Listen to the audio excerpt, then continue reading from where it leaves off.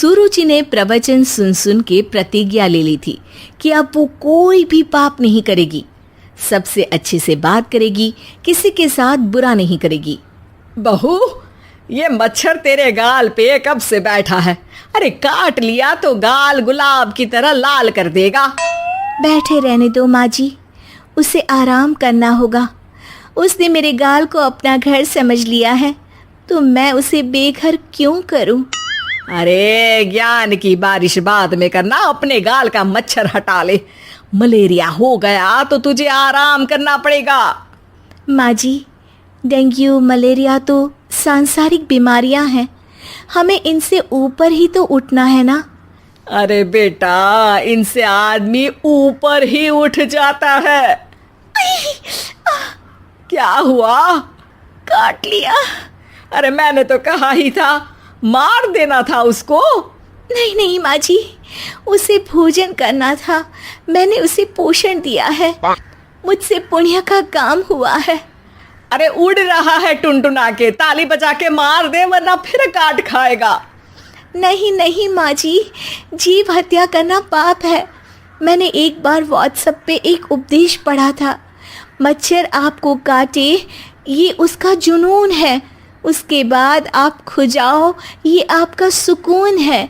लेकिन कभी मच्छर को मारना मत, क्योंकि उसकी रगों में आपका ही खून है। अरे तू और तेरा व्हाट्सएप का ज्ञान, भगवान बचाए। सुरुचि की ये पुण्य करने की आदत से कई बार सुरुचि का नुकसान होता, लेकिन फिर भी वो पाप से दूर रहती।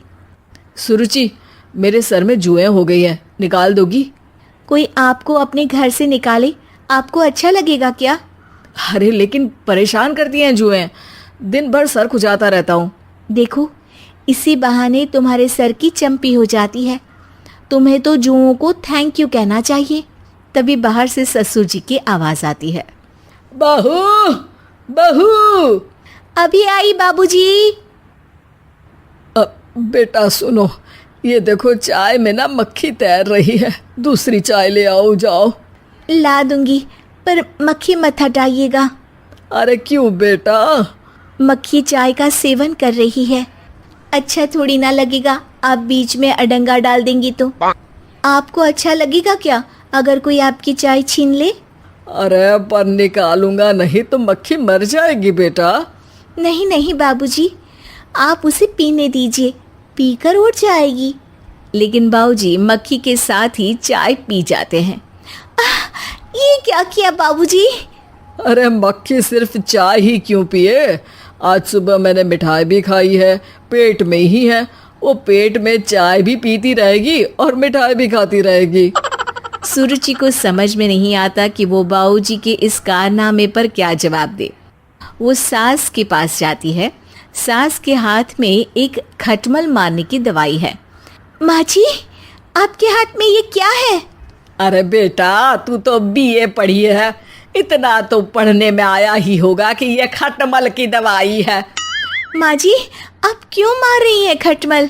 मत मारिए माँ जी, आप अपनी नींद के लिए खटमलों को हमेशा के लिए सुला देना चाहती हैं। अरे अब चुप भी हो जाओ देवी, पुरानी दवाई है, एक्सपायर हो गई है, फेंकने जा रही हूँ, नहीं मार रही हूँ खटमल। और वैसे भी खटमल से ज्यादा तो तूने हमारी नींद हराम कर रखी है। माँ जी, पुण्य करना चाहिए, आपको तो ज्यादा करना चाहिए, आपकी तो उम्र भी हो रही है। अरे उम्र से याद आया, बैंक में जाकर जन्म तारीख सही करवानी है, तैयार हो जा, कल स्कूटी चला के ले जाना मुझे।